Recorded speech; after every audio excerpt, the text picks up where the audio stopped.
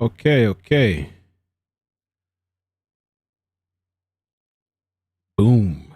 Live. Do a little check here. Audio check. I got my period on. Oh, Lord. We don't need to know that. All right, lady? Check here real quick. Not that there's anything wrong with that. Nothing wrong with that, ladies. Looks a little laggy. Do a little check here. Okay, we're good. Audio's good. Audio's good. Oh, the connection. ¿Qué pasó?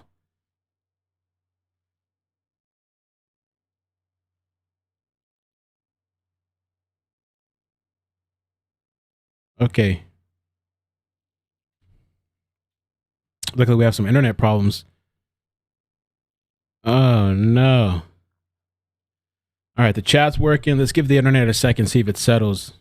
Bro, I can't wait to be done with Comcast. Oh, my gosh. How's it looking, man? It's all right? You guys hear me good? Are you okay, boo? I think so. I don't know.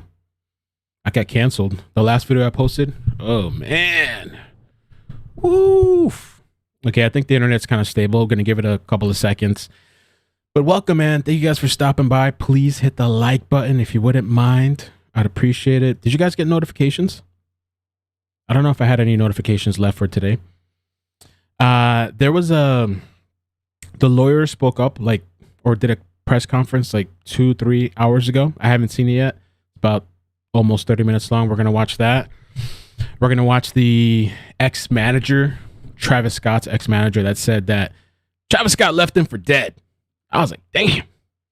We're going to watch the fire chief spoke out. Also, the guy that was, according to Momo, the guy that was like behind a lady that climbed up to the camera guy, he spoke out today as well on Good Morning America. So we're going to check that out and just kind of chill. No notifications. Yeah. Okay, cool. Awesome. Yeah, by the way, some of you might have seen it. I did a little interview earlier. Well, it was yesterday, but I posted it today. And it's somewhat controversial, which I understand. I knew when I recorded that, I didn't know what was going to happen. But, my friend, mutual friend, he told me, hey, he used to coach this kid. And this kid went to the Travis Scott Astroworld thing. And so I was like, all right, let's get him on. Let's hear his experience. I had no idea what was going to happen. And I had no idea, when I was talking to him that he was going to be like, yeah, I didn't buy a ticket. I snuck in. I'm like, okay. You know what I'm saying? Like, I didn't know. And then at the end, his mother came on and, she said some things that I was a little surprised. I was a little taken back, but I appreciate them coming on. But I knew once she was saying what she said, I was like, ooh, they're going to go crazy in the comments, And I don't know if she knows the whole situation, the gravity of the circumstances. You guys want slow mode? Slow mode's not on yet. We only have like 400 people right now. And you guys are asking for slow mode at 400? Ooh. The deaths. Let me see. So far, I've only heard 8 confirmed. But unless it changed, let me do a double check right now. I know that the 9-year-old is fighting for his life. So far, I see 8. I'm not sure where I keep hearing people say the number 11. I'm not sure. From days ago, people were saying 11. I don't know where they got that number from. So far, from what I've seen everywhere, it's 8. But there's people in the hospital. Oh, you guys didn't see the interview? Ooh. Well, after this, go check out the interview. Ooh. She was pretty much kind of like in support of Travis Scott and said that she felt bad for him and stuff like that. The mother of one of the concert goers. Yeah, if you haven't seen that, definitely check it out after this. Just look up on my channel. The 9-year-old, I believe is in critical condition in a coma. We don't need slow mode. For 500 people, we don't need slow mode. But if it does turn up a little bit, I'll put it on.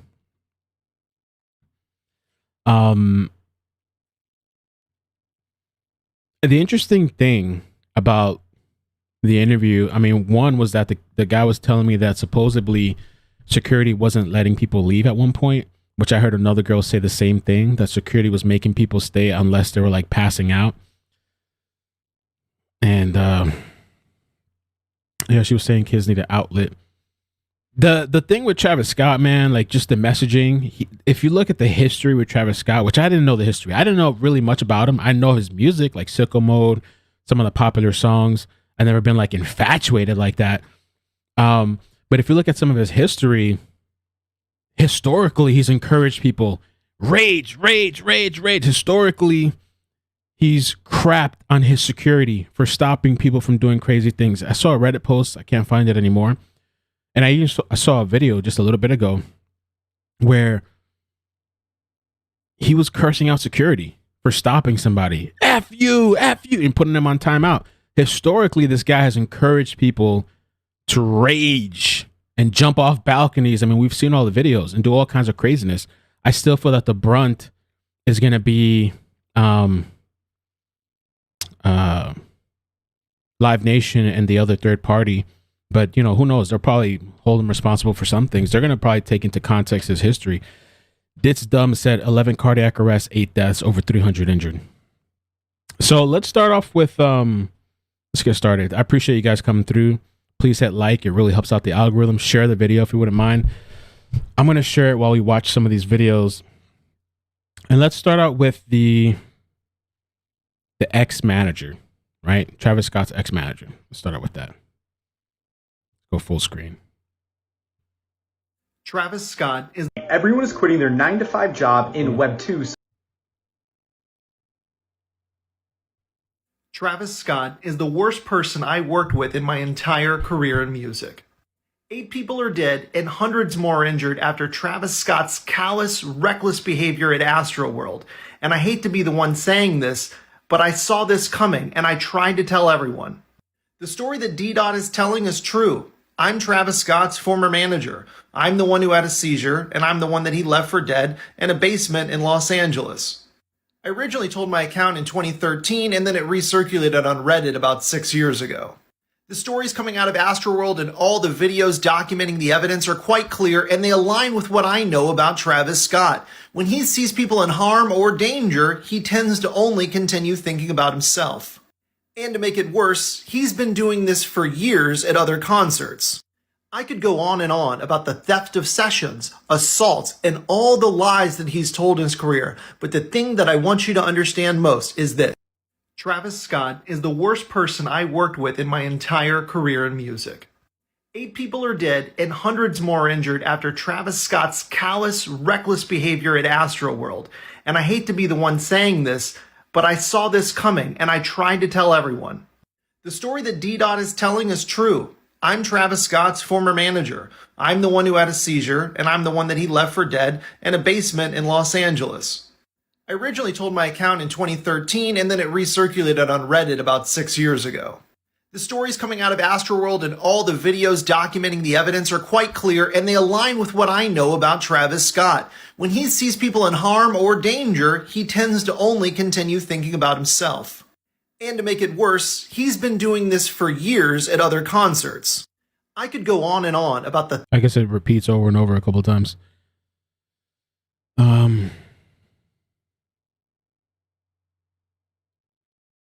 All right, let's do a quick Q&A. Question number 1 to the journalists who've emailed me. No, I'm not going to appear on your website. I don't wish to appear in the media. You can embed this video if it makes you feel good, but the thing that I'm going to say next is probably not going to make you feel good. The thing that happened to me happened 9 years ago, right? I was merely inconvenienced. If you're reaching out to me, that means that you're not spending the time doing what you really need to be doing, which is reaching out to the families of the victims, the people who died, and asking them questions and telling their story, because I'm still here.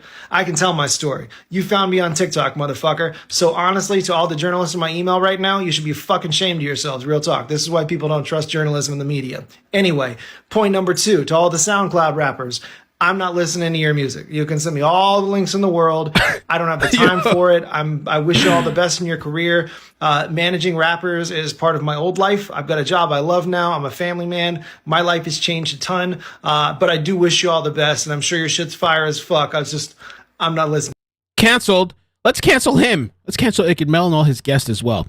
Nicole, thank you so much for the super chat. She says Travis's video he made yesterday seemed faked, as if he didn't empathize with the families who lost their lives. Great job, Mel. Thank you, Nicole, and thank you for the links and all the stuff you sent me in the DMs. I appreciate it. JB from FL. Are you JB, the news reporter? No, I'm just kidding. Thank you, man, so much. Just showing some support for you, dude. Thank you so much. Thank you. I appreciate it. Gracias. Love your work, Mel. Thank you. We're kind of on cruise control. We're just following what's going on with this story. And I mean, I really hope that especially the young kids that are in the hospital, especially in the coma, that they can kind of like revive and overcome this. The kid, his brain is swelling and just all this horrible crap. And I don't even know how people could like, I mean, I don't know if they saw this kid falling, but nobody could stop or anything. They just stomped and trampled over a 9-year-old at this concert thing. And I've seen some of the clips and I've shown some of them where people are just acting like animals, breaking through their cages and all that stuff. Like, I mean, it's just, or the gates or whatever. Ezra, 9-year-old, suffered brain, lung, liver, and kidney damage and is in a medically induced coma. He's on life support. Crazy, man. Crazy. To get out, they couldn't breathe. That should be embarrassing, yo. Like, if I went to an event, I mean, that should be embarrassing for the event people, the people that held that stuff. I mean, I just can't imagine people even thinking of holding an event in the future for this guy, Travis, knowing that potentially kids, I mean, you know, the 14-year-old is dead. Kids died. Who's going to want to go? I mean, honestly, I was going to say who's going to want to go to that, but I was talking with Sylvia and a couple other people. I bet you if Travis Scott held an event, it'd probably still get full. It probably still would get full. Shanti, thank you so much for the super chat. Thank you for keeping us updated. Appreciate you. I'm going to play this clip and I'm going to play, I mean, we got the paramedic, we got the fire chief talking. We also have the teen. Got a couple of things. They're both shorter than us and we're becoming crushed. As soon as Travis Scott got on the stage, a girl by us and her boyfriend were screaming for help. They needed to get out. They couldn't breathe. They were both shorter than us and were becoming crushed. I made a split-second decision 30 seconds in as I was being crushed that I needed to get out of there. So I turned to Jacob and say, we need to get out of here. Okay, I don't think I emphasized enough how badly we were being crushed. We couldn't breathe. We were being moved with the crowd. My feet were not planted on the ground, so I was just being moved and slammed into. And I've heard that from multiple people that they were being to the point where their feet weren't even touching the ground. Somebody on Instagram sent me this really interesting video to show what it looks like when the crowd just is like packed and starts moving like that. Let me see if I sent it to myself. We're going to watch that as well. Into the barricade, this metal barricade that was up to my chest. So my ribs are bruised and my hip hurts so bad. We were really seriously being crushed, and we could not breathe. I swear if we were in there for another minute, my ribs would be cracked. We were trying to flag down a security guard to help get this couple out because they were struggling. This security guard was looking around aimlessly, no help at all. Finally, another security guard walked past. I locked eyes with him and said, I need help. Can I get out? And he said, yes. Grab onto me, baby, and yoinked me out of that pit. However, Jacob was still stuck in the pit, and he was not up against the rail like I was, so he could not just hop over. These security guards were in the press and media catwalk, and that's where they pulled me out of the pit into the catwalk. While Jacob was trying to get out of the catwalk and being crushed, I helped one girl get to her feet in the catwalk and another girl get out of the pit and into the catwalk. I will never forget her face as she just screamed, help me, help me, help me. And thankfully she got out. Somehow, by a miracle, Jacob pushed his way out of the pit and ended up in the catwalk. They walked us to the front of the stage through the catwalk where we were pulling people out of the pit as we were going. People were screaming, people were getting crushed, and we walked past the front of the stage and around to the very back of the venue where there was empty space. If it wasn't for those two girls who let me stand in between them on the barricade, the security guard who helped me get out, and Jacob keeping me sane at the festival, I don't think I would have made it out of that pit, and I don't know what would have happened. I am small. I am not that strong. I have horrible anxiety. I cannot tell you how that would have ended if we hadn't gotten out at that moment, if that security guard hadn't been right there. Let's watch the police chief. By the way, I saw somebody in the comment tell me about like the 5-year-old. We've watched that multiple times. The 5-year-old at the Astroworld thing. It's just crazy to me. But for a lot of people, that's normal. A lot of people, you mentioned that maybe there shouldn't be 5-year-olds at these concerts, and they get offended, they get upset, they get angry. You're not supposed to say that, I guess. And joining us now is Houston's Fire Chief Samuel Pena. Chief Pena, good morning to you, sir. Good morning, Savannah. It's just been a few days, but do you have any better idea? This is the fire chief, Houston fire chief. Of what may have initiated, what have caused the crowd to start stampeding the stage? Savannah, first of all, I'd like to express our condolences to the families of the deceased, and certainly our prayers are with them and the injured that still remain in the hospital. So the investigation is still ongoing. It's it's still in its infancy for sure, but we're getting starting to get some picture of what may have caused this incident. It seems as though the crowd began to try to push towards the front to get as close to the stage as they could when Mr. Scott's set began. And what was happening is the barricades that were placed to prevent that surge towards the stage, in essence, caused other areas of pinch points. And as the crowd began to surge and push and compress towards the front, it was those people in the center that began to get crushed and the injuries started to begin. Now we're still trying to determine what caused the crowd to begin that surge, but certainly we're looking at everything. We're participating with the Houston Police Department, who's taking the lead on this investigation, and at the bottom of it, we owe it to the families, and certainly we need to ensure that this does not happen again. Your department and the Houston Police Department declared a mass casualty event at approximately 9:38. The first patient treated by your paramedics 2 minutes later, and yet the music reportedly continued until 10:15. Do you think someone should have called off the concert? Would that have helped minimize the injuries here? Well, look, there's certainly a lot of questions to be answered there. We did declare a mass casualty incident a little after 9. You could just say, yeah, they should have stopped instead of all this whatever. And I'm glad we were pre-positioned ahead of time, even though the plan did not call for that to happen. We had resources on scene monitoring the conversations. We had some units that were pre-deployed and some that were requested soon after our incident commander there was beginning to hear the chatter and the incident escalate. So we were able to quickly respond as soon as we knew that the private company that was providing the medical component became overwhelmed. But let me ask you, because you had actually been quoted in the New York Times saying the one person who can really call for and get a tactical pause when something goes wrong is that performer. They have that bully pulpit and they have a responsibility. So let me be very blunt about it. Do you believe the performer, Travis Scott, should have called an end to the concert once he saw what was taking place in front of the stage? Look, absolutely. Look, we all have a responsibility. Everybody in that at that event has a responsibility, starting from the artist on down. And certainly, as soon as they became aware, and there was evidence that the crowd itself was trying to approach some of their private security, some of the security that was in that closer to that stage, that something was wrong. At one point, there was an ambulance that was trying to make its way through the crowd, and he's got, the artist has command of that crowd. In my opinion, and this is my opinion right now, because everything is going to be fleshed out throughout this investigation.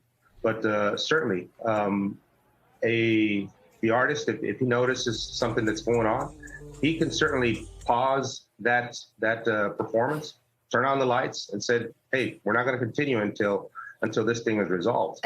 That's one way to do it, yes. And just one more point on this issue.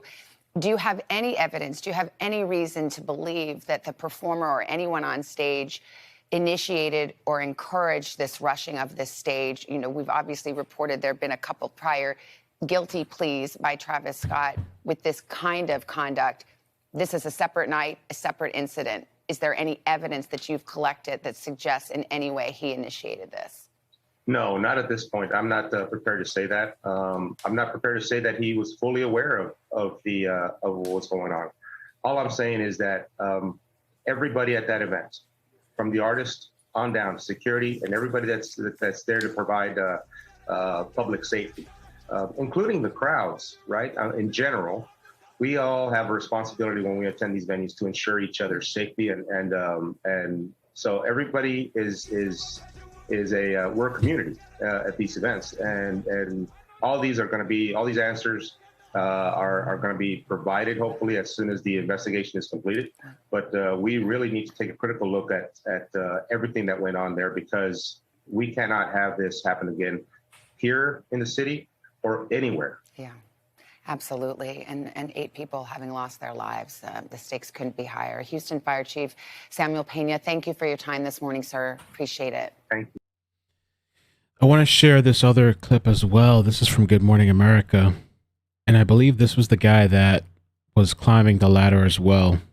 There's lots of new details coming And then after this, we'll get into the attorney press conference. in overnight. The Houston police chief met with Travis Scott and his head of security before the show began over concerns about public safety. Marcus Moore is live now in Houston with the latest. Good morning, Marcus. Well, Robin, good morning. Families here are demanding answers and accountability after this tragedy, and there's a lot we don't know this morning, but we are getting some clarity about what happened in the moments before the concert and also some of the plans that were in place. But something clearly went terribly wrong. This morning, new video shows those chaotic moments that had fans pleading for Travis Scott to end his Astroworld Music Festival as it turned deadly. These new images taken under a crushing, tangled pile of fallen fans showing concert goers crying out for help. One seen dialing 911 as the concert raged on around them. 8 people were killed and dozens of others seriously hurt as the crowd surged at Friday's hip-hop festival in Houston, with scene after scene of fans pleading for help. And even trying to take matters into their own hands to stop the show. 18-year-old Aiden Cruz can be seen here climbing a camera platform, pleading with the concert crew to stop the show. I end up getting up on that stage, and I'm trying to like get Travis's attention and other people's attention, and then he's like telling us to get down and everything, and we just get down. The security finally comes. After I realized that's not working. Aiden, speaking exclusively to ABC News, says he was hoping to save lives after almost losing his own in the crushing horror of the crowd below. I just remember just having so much weight on my body, and I was pushing, I was fighting, and then I stopped because I was getting winded. I was using all the energy I had left in me, and I came to the point where I was accepting my death.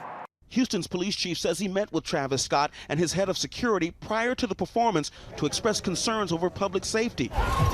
The New York Times reporting that Houston officials were worried about crowd control, showing concert goers rushing past security earlier in the day and citing previous Astroworld festivals that became dangerous. The 3rd annual sold-out event, the first since the pandemic, drawing a crowd of 50,000 fans.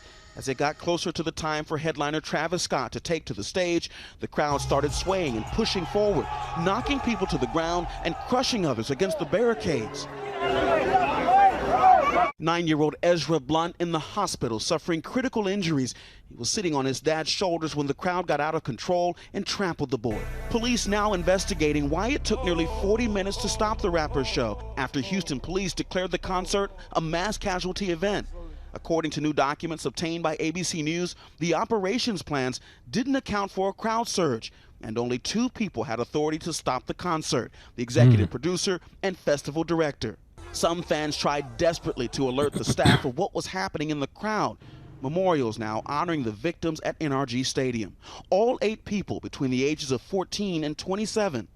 I'm honestly just devastated, and I could never imagine anything like this just happening. Scott saying he'll cover all funeral costs, refund admission to all attendees, and offer counseling sessions to anyone affected by the tragedy. And in a statement, Scott's team says that this is just the first of many steps he plans to take, quote, as part of his personal vow to assist those who have been affected throughout their grieving and also the recovery process as, Michael, people across this country pray for those who are fighting for their lives in the hospital. So that was that. Let me put on the attorney press conference because I haven't watched it yet.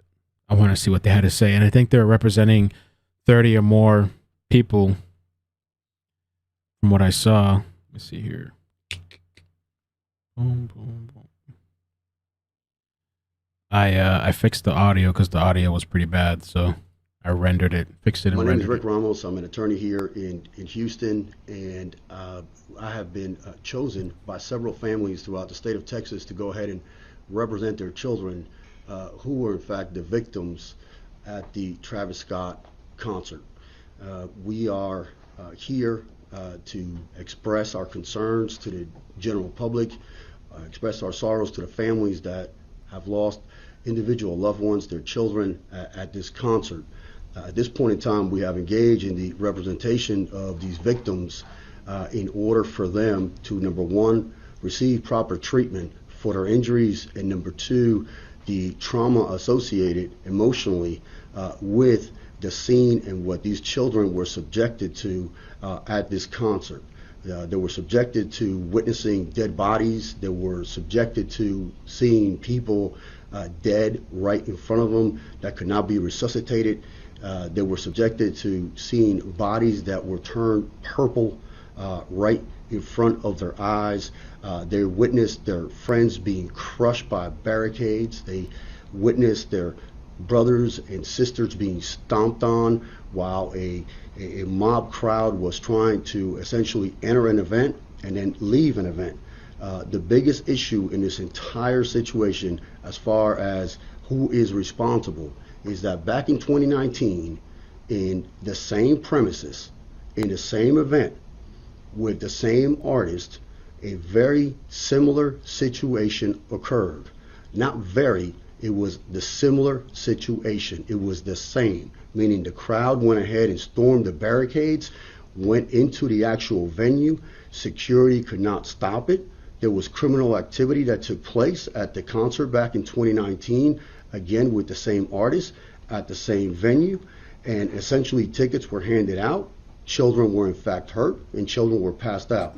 That's important because the whole premise of this case here, as we sit here today, is that in 2021, the holders of this event that went ahead and acquired a permit for the premises, okay, had essentially notice, an actual notice, and they could foreseen the fact that this, in fact, was going to take place because it has taken place before in the same venue. That is probably the key component in this entire lawsuit. In addition to that, Mr. Scott, once aware that we have bodies floating on the crowd, body surfing right in front of him, lifeless, okay, continue on with the show. Not only did he continue on with the show, as more and more bodies were dropping, essentially he went ahead and turned to the crowd and got the crowd more energized, more pumped up. You know, like this was feeding the crowd. And essentially he got this crowd and enticed this crowd and turned it into an absolute mob when they went ahead and were hurting one another. The key component in this, again, is the fact that Mr. Scott was able to finish his set. This concert did not stop. He stopped for a second to just witness an ambulance coming down, which put him on notice of what was going on, along with the dead bodies in front of him. Yet he continued on to the last song, knowing that these kids were out there dropping like flies, dead bodies, kids passing out, kids that could not be resuscitated, and kids that were being trampled on right in front of his face. Essentially, Mr. Scott took the approach, in my opinion, that the show must go on, but the show must go on doesn't mean people got to die at your show. He went ahead and this is what he decided to do. He decided to go ahead and then pour gasoline onto this show, like I like to say. After seeing the dead bodies right in front of him, he turned around to the crowd and said, "Everybody put your middle finger up." Damn. And then let me see you put your other middle finger up. And then the other half of the crowd is screaming, "Let me out of here, I'm going to die." That's what you could hear from the crowd. Yet he continued on and played 2 subsequent songs for the next 15 minutes while children were being trampled, some of which are in fact our clients, and got caught in barricades. They suffer severe injuries, whether it was shoulder, we have ribs that were broken, we have legs that were essentially ankles that were not only badly sprained, we have hamstrings, we have kids that were tumbled over, stepped on. We have one girl that actually landed in a gutter. If you can believe, your own daughter landing in a gutter at a concert. So our concern is Mr. Scott is fully aware, okay, of essentially the cause of his behavior and his actions. At some point in time, you have to be accountable. And this is all about accountability. If you knew and you can foresee the fact that this is going to take place, because it has happened before, and you don't do what you need to do in order to prevent it, in order to have safety measures in place, in order to assure the safety of these children and adults while they're at your concert, then you need to be held liable. Now, there was a permit that was obtained by Mr. Scott and his management group in order to be able to hold this event. You have to put together a proposal, 60 plus pages. You have to put down the security you're going to have. You got to put the medical staff that's going to be present. You have to put exits in place. Well, Mr. Scott had an exit strategy after his last set, except our children that were present did not have an exit strategy. Their exit strategy was to get run over, tumble over, and essentially get broken bones and see dead people on the way out of his concert. While Mr. Scott went ahead and took his exit strategy right out the side door without a scratch and left the entire scene of the accident after he went ahead and lit it on fire and watched it burn. So that is what we're here for. And we just want to say that, you know what, we really are hurt because we are also parents. We have children that if one of our kids would have undergone such a tragic event in their life, this is a life-changing event for a child. We would want somebody to step in and actually seek justice for these children and pursue every remedy available under Texas law in order to obtain that. And that's what we're going to do. Any questions? What are you guys trying to get out of this settlement? What are you looking for? Essentially, what we're looking for in a settlement, and at this point in time, that's premature. But the lawsuit essentially is in the millions of dollars, and I'll tell you why. The victims are all young. Some of these victims are, give you an example, one is a scholarship football player, okay? He's on scholarship. So he has a rotator cuff tore, he has a hamstring destroyed. This kid's a running back by trade. Now, he can't work out, no weight training, no spring football. His scholarship is in jeopardy, and never mind the fact that he saw 2 people actually died in front of him as he was getting basically run over on his way out of the event. So when you look at the damage model, essentially on a case like this, what you're looking at is you're looking at what are the injuries that took place, and then something that you can't quantify or you cannot measure. That's the thing too, is that you know, it's of course the most important things like the people that have passed, but also there's the fact of, bro, there was like 300 injured people, right? Like we've spoken about this multiple times. 300. So you better believe.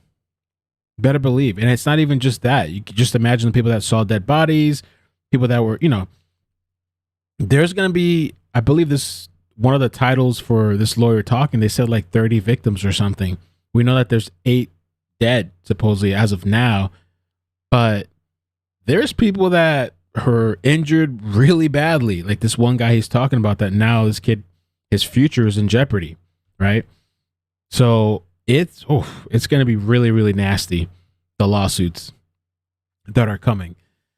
I appreciate you guys joining, man. Just kind of a quick stream today. We're watching the lawyer thing. I kind of wanted to pop in, just say hi, and just kind of follow up with some of the updates. Adacor, thank you for the super chat. I feel that Travis should be charged with negligent homicide. Oof.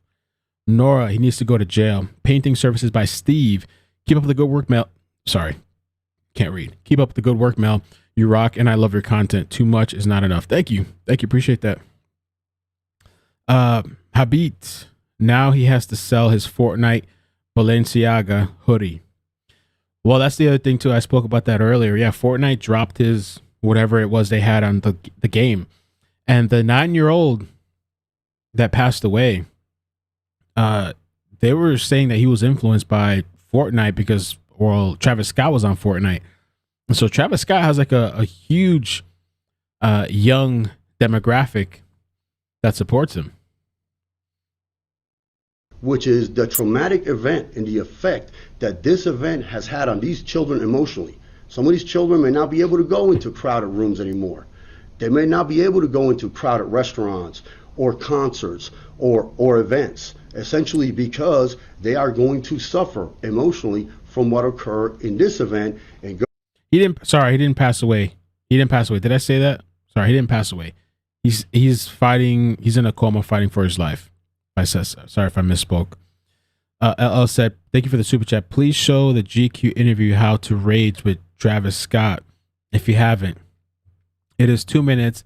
In his own words, he explains what happened at this concert. Okay, the GQ interview How to Rage. I'll look it up while we continue to watch this, and I'll play it after. Thank you for the donation. Go ahead and take that and transgress it over into other events or other venues in their life, which is going to impact your quality of life. So this case is just more than money. It's really about the emotional well-being of our community, of our children going forward, and somebody at least trying to address what occurred and get to the bottom of it, in the sense that Mr. Scott, again, was fully aware from the basis of all the evidence that's out there that this was likely to occur, and he could have foreseen this as happening at this event. So that's why we're here. So if you have any questions, please feel free to ask. How many current clients are you representing in this whole lawsuit? We have approximately 10 right now. We're on our way probably to 20. So, and one of them is a death in out of state. And the other ones are all children that half of them are minors. So, I mean, that, they bought their tickets. Some of them had side jobs in order to go ahead and get their money, in order to save their money. These tickets were some in excess of, $300, $600, $1,500 a pop for these kids that went ahead and put up their money to go to this event. Some of them showed up at 12:30 in the afternoon to be able to run up to the main stage and be the first ones there. What they didn't understand that there was a wave coming right behind them, okay, just being stacked like sardines with absolutely, there's no capacity rule for an outdoor event in the city of Houston, which is insanity in and of itself, okay? But you have to have at least some level of common sense, which is if you're going to have that many people packed in this venue, obviously the 68-page proposal that you put forward in order to obtain your permit had to have safety measures beyond safety measures because of the history that you had already in this city on a similar event. You mentioned one of your clients is one of the deaths. Do you care to share who they've all the names have been released? Do you care to share who that is and what it's been like, communicating with the parents or I will tell you that out of respect for that family right now, because they are grieving the death of their child, I will not disclose the child's name. I think that is completely unfair to try to piggyback publicity on that. What I am going to tell you is this: that family is grieving. The family's upset. The family's upset because they're from out of state. Family's upset because they had their child come to Houston. Family's upset because they didn't bargain for their child to show up at an event and then not come home. So essentially, this is a process also for this family that now has to obtain counseling. Now they have to obtain a support system. Now they want answers as to what happened to their child while that child was here attending a concert, where you're not supposed to end up dead at a concert. You're supposed to show up with your friends, go have a good time, go have fun, and just enjoy being your age at that point in time. So it's a tragedy. It's sad. Rick, when you talk about filing a lawsuit against multiple defendants, what we're talking about? Multiple defendants are, and at this point in time, Andrea, the best way to say this is this: multiple defendants are defendants that are going to be held liable for what occurred.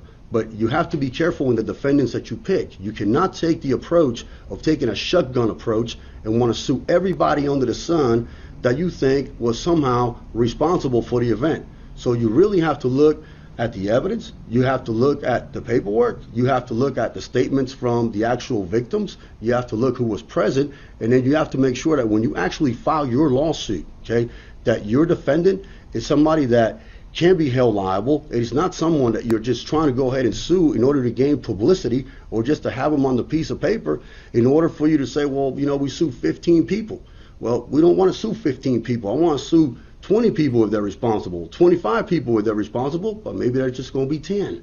So that's the process that we're undergoing, because I think due diligence requires us to do that, and that's the right way to do it for our clients. If the English station doesn't have any... Just one more. We were talking kind of off camera about yes, sir. Kind of just what you mentioned.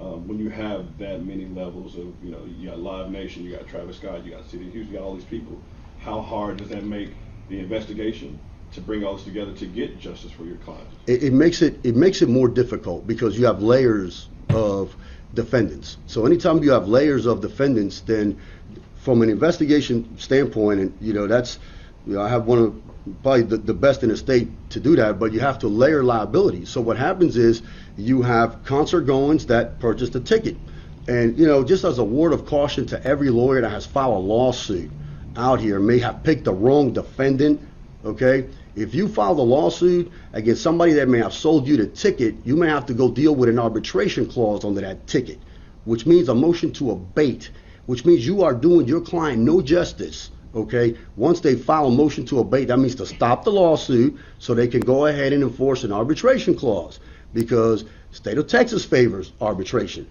So you got to be careful how you lawyer this case. The arbitration thing, I saw Lexa sent me. We're going to watch a couple of clips after this. I'm not going to do calls tonight because I don't know. I feel kind of weird. I don't know if I'm getting sick or what. I took my little vitamin C stuff before, like the emergency thing. I'm not going to push it too much today, but we're going to watch a couple of clips after this.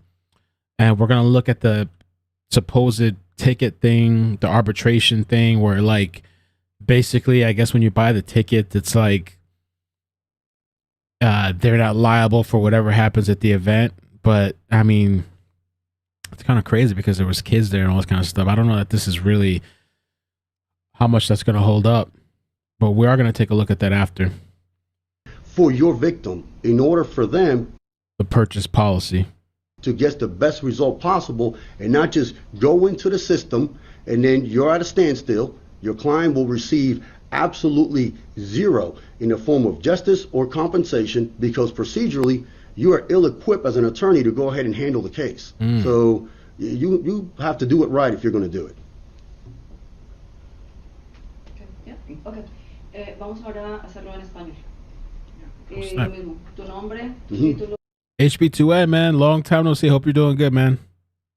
Y lo que estamos haciendo aquí.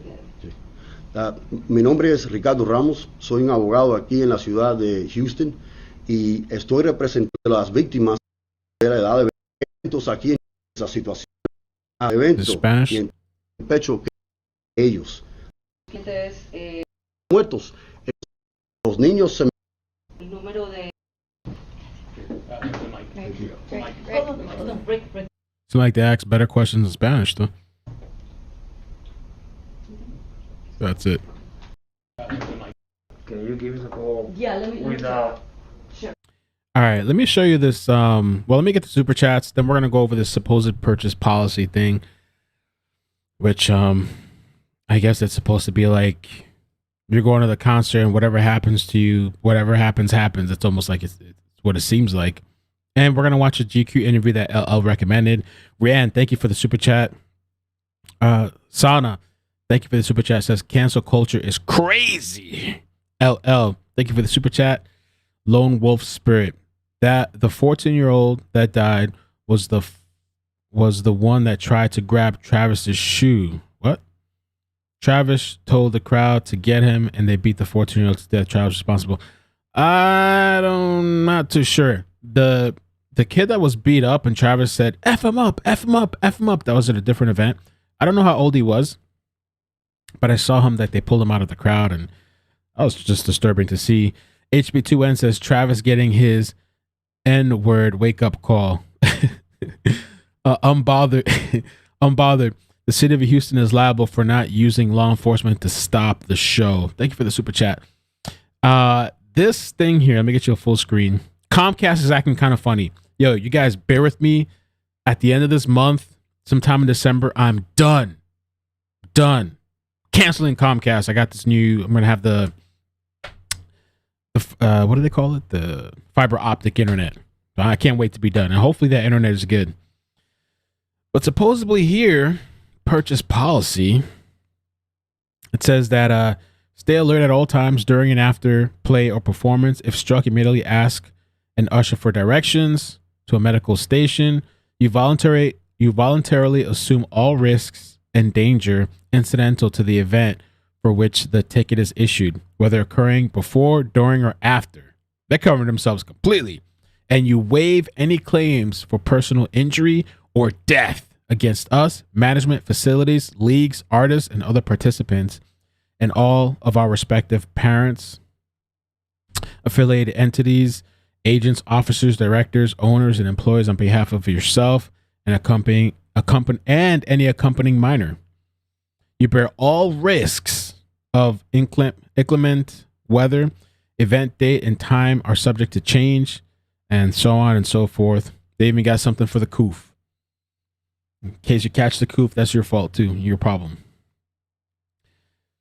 So I don't know how that's going to work out either.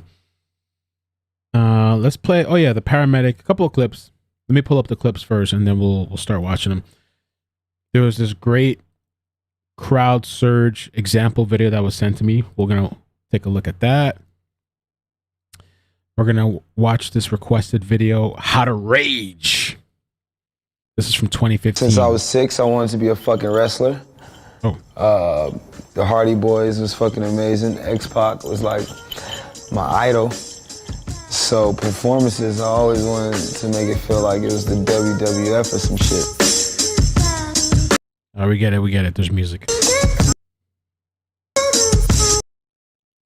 Raging and, having fun and expressing good feelings is something I plan on just like doing and spreading across the globe. I just need air and a mic.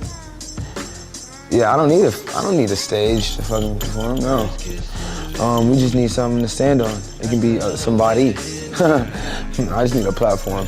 We don't like people that just stand. Whether you're black, white, brown, green, purple, yellow, blue. We don't want you standing around like this is a no stand zone. Even if the DJ don't know you're not, you give that DJ the look like, motherfucker, it's time. Okay? You find anything you're gonna use to consume to get you like lit, anything you're gonna use that's gonna get you just like ready to go, whether it's your drugs, or whether it's your water, or whether it's your orange juice or your alcohol, whatever you wanna do, man.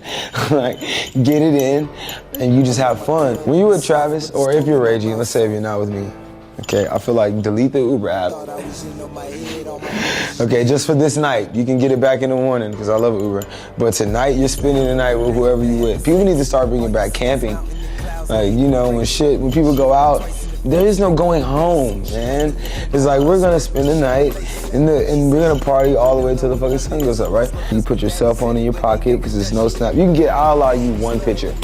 Fuck it, I'll give you one pic. You need one memory because at the end of the night, you should have been fucking throwing up. Damn, at the end of the night, you should be throwing up. My thing with that, the only thing with that, man, I think it's really trashy for people that leave others behind. Like, you ever hear stories of like people overdose and their friends just leave them? They don't get them any help, or even stories of people that get, with their friends or whatever, they're doing some sort of stint. One person gets shot and they leave the person behind to die. Pretty shitty, if you ask me. Let's take a look at this example. Crowd wave surge example. And this is like an old clip from looks like 2005.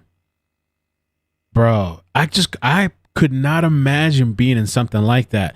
I mean, I guess they say like you feel something magical. Oh man, the magic, the power, the people, the concert. It's like, bro, you got to experience this. I would not, and maybe it's just me, I would not want to be in some shit like, hell no. Bro, look at that. This is an example of crowd wave surge. Wow.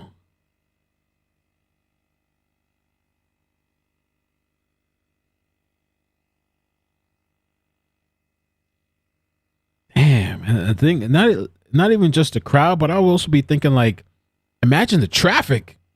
I would just be dreading how am I going to get out of here and just getting out of the parking lot and the drive. I wouldn't even want to deal with the drive home, or just to get out of there. And once you're in this crowd, man, it's like tripping. Once you're in, there's no way out until it's over, and you're at the mercy of everybody. And I wonder what event this is from. And wow, look at that. Look at that.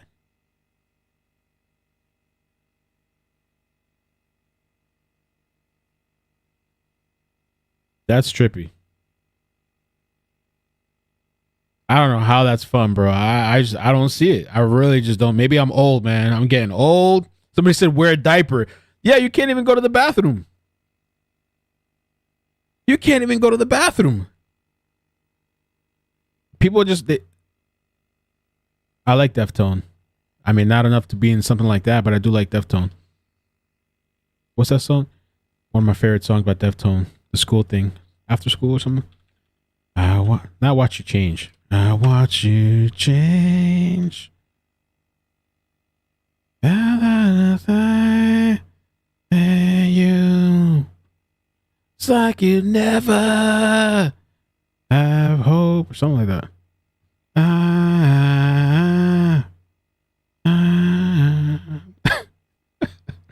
Bro, I couldn't, man. What's the name of that song? After something about school and hating school. I thought there was one that something about school. Oh, back to school, Deftones. That song is dope. Back to school. Back to school. Let's see. Oh yeah, there it is.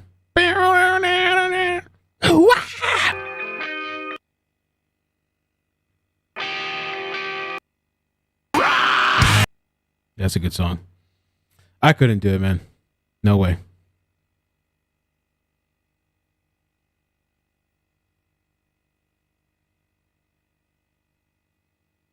Wow. Hey, I've never seen anything like this. This is a really good example of what it looks like. For the love of God, singing lessons, Jersey Dolphins. Thank you for the super chat.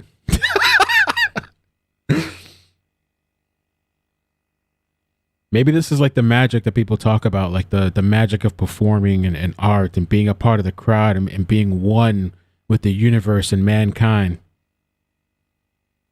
I mean, they look like they're having fun. I couldn't do it. And then imagine having a child in something like this too. There's people that think it's a good idea to bring a child, like a toddler, to that.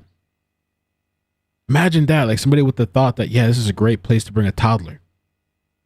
But you're not supposed to say that because it's crazy for you to say that these days. You get canceled for that.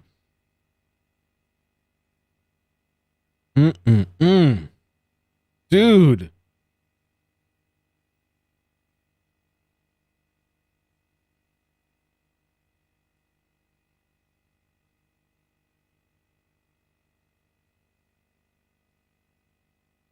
Oh my God, yeah.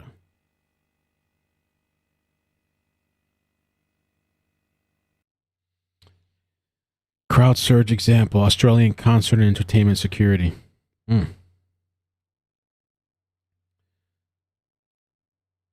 So this is the paramedic. A couple people are asking me to play this, so let's check it out.